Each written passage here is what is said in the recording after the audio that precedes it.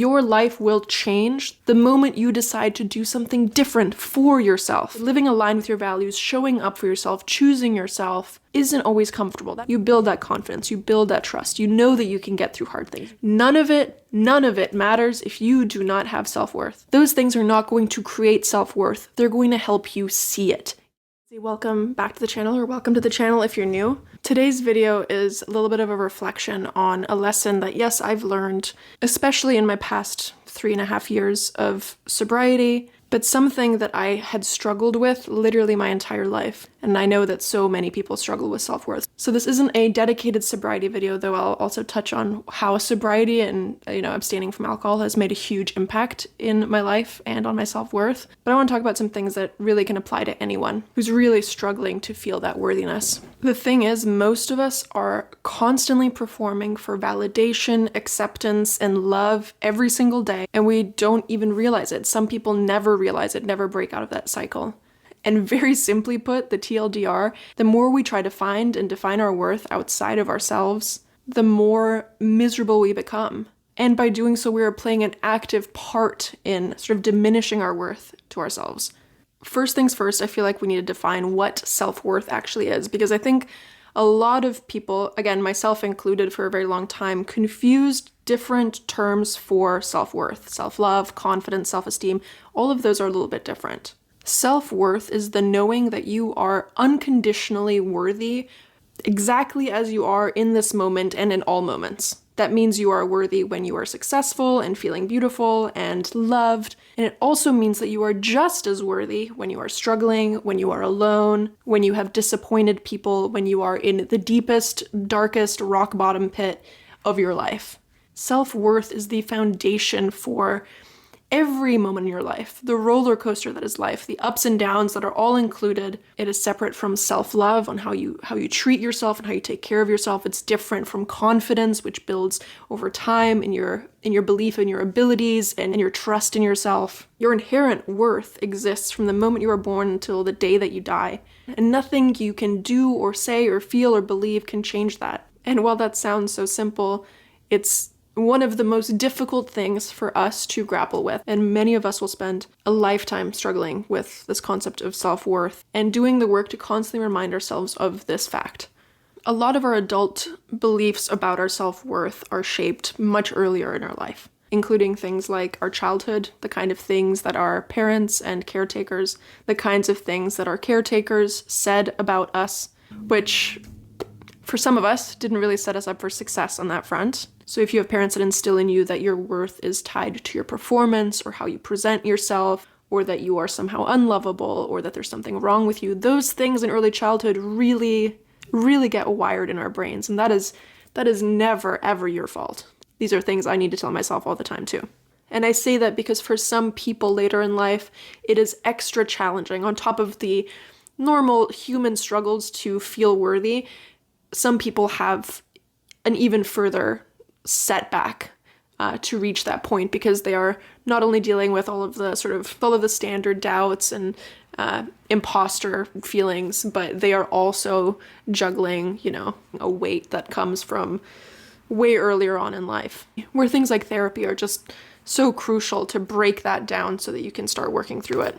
And then, of course, it also plays into our beliefs about ourselves, whether that is something that was ingrained in you sort of in the background as you were growing up, whether those are beliefs that you have instilled in yourself later in life. The narratives that we have about ourselves are much more impactful than I think a lot of people give credit for. The things that you say about yourself, the things that you believe about yourself, become who you are. In our adult lives, whether or not our childhood played into it, a lot of us seek out external validation versus internally validating our worth. This can look like seeking out love in relationships or romantic encounters where you need to feel like someone finds you attractive or loves you or cares about you. It can look like constantly seeking acceptance or validation from your boss, from your coworkers, from your family, from your friends. Just needing that external proof that you are good and funny and kind and worthy. Another thing that really impacts our self-worth is whether or not we live in alignment with our values. This was one that was really big for me and very specifically tied into my relationship with alcohol. I am a very values-based person. I care very much about the kind of person that I am, sort of my character and how I show up in the world and the things that are important to me. But when I would drink, it would really kind of all go out the window, and I'd be someone that I wasn't when I was sober. Ultimately, for me, that was one of the main reasons why I stopped drinking completely, because I didn't like the person that I became when I was drinking. It was someone who was not aligned with the values that I had when I was sober. I think a lot of people can probably relate to that one way or another, whether or not you're on your sobriety journey. When you drink, when you do drugs, for many people, you are not the same person that you are when you are sober. And that really eroded my sense of self-worth because I wasn't showing up aligned with my values. Living in alignment with our values, whatever those might be, are a really crucial part to really support your self-worth. The thing is, you can't control the outside world at all. You cannot control what other people do. You cannot control what other people think or feel about you. You cannot control all the things that are happening outside of you. The one thing that you have completely in your control is yourself, your thoughts, your actions, your feelings about yourself. Those are things within your control. And when you take ownership of that, when you start reclaiming your thoughts, your feelings, all of those things, your entire world changes. So here are a few really simple ways that you can start improving your self-worth today.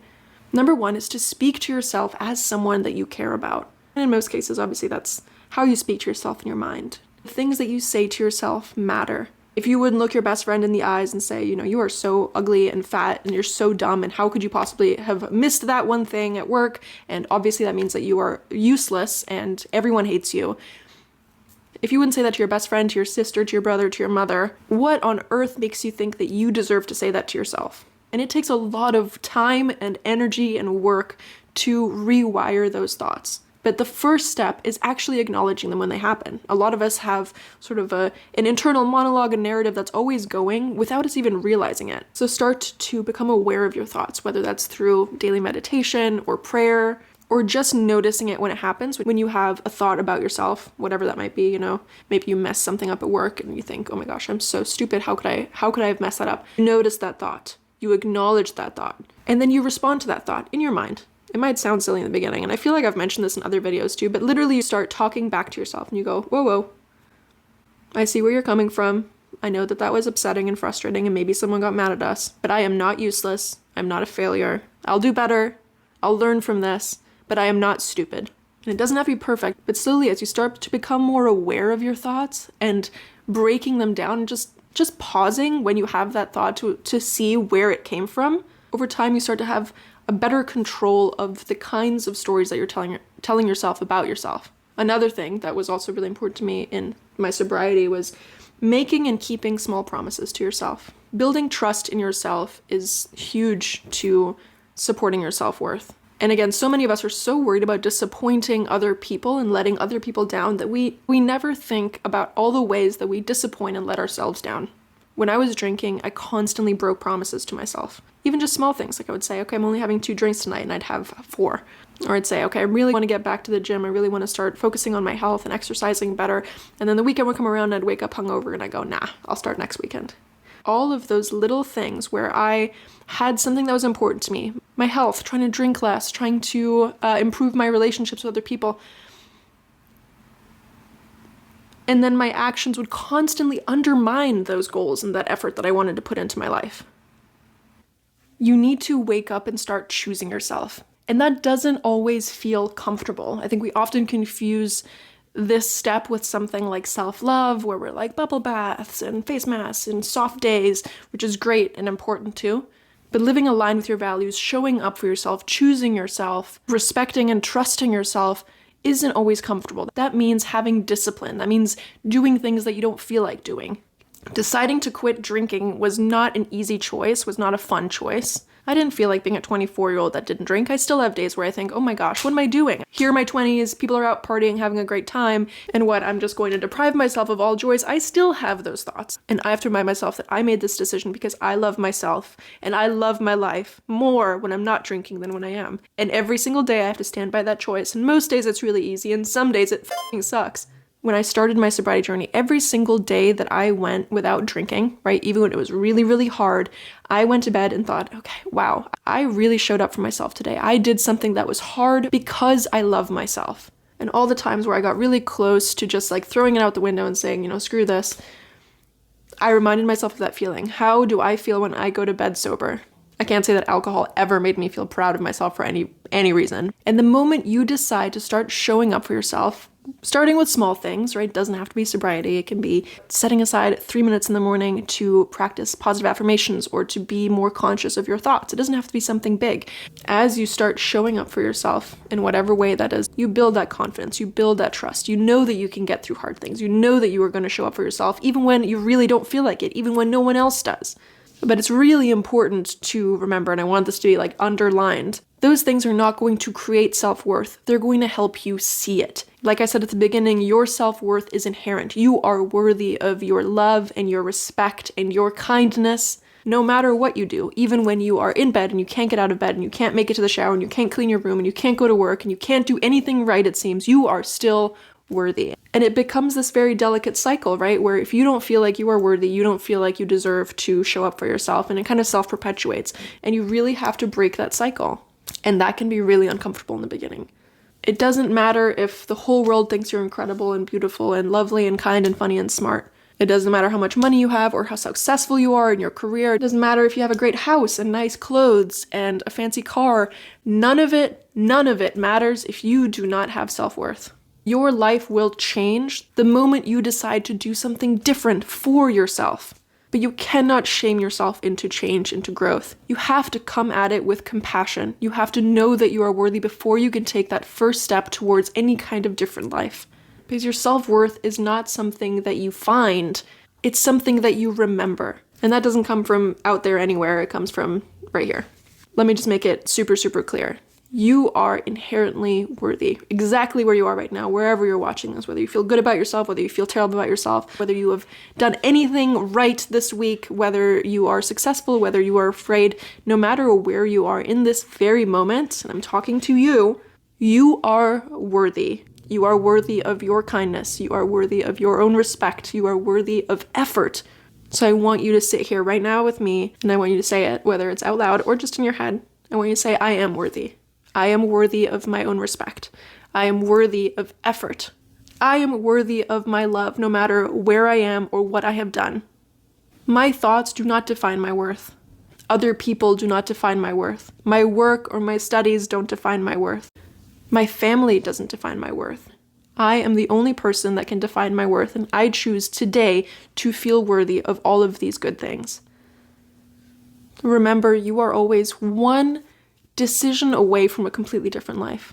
And it doesn't have to be a big out there decision. It can be a decision right in here to say, I'm going to think kinder thoughts about myself. I'm going to be more mindful of the stories that I tell myself about myself. At the end of the day, my biggest goal with this channel is to show other people that you can create a life, even if it doesn't look like the lives of other people. You can make decisions that allow you to feel good about yourself, that allow you to live a life that's easier, not because you're more successful or you have more things, but because you recognize that you are worthy of that kind of life, and your actions and your thoughts all support that. I film these videos sometimes, especially these like reflection ones, where I feel really called to speak about something that's just been on my heart, like this. And then I sit down and I record it. And at the end, I feel like I made no sense. Like I didn't really get my point across. And I think, not sure that anyone's going to understand, let alone relate to it. I pray that it finds someone who needs to hear it. Really appreciate you being here. And if you are in a tough spot, I promise you it can get better. I know this was a rambly one, so thank you for sticking with me if you made it to the end.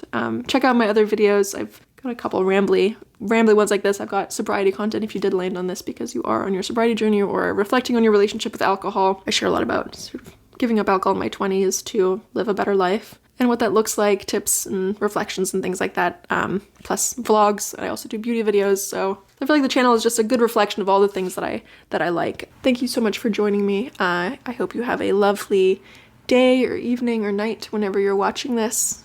If you do have any words of encouragement or words of struggle, drop them in the comments. The people that leave comments and encourage others in the comments are just one of the greatest parts about being on YouTube. Showing up for each other, being vulnerable, and showing other people that they're not alone.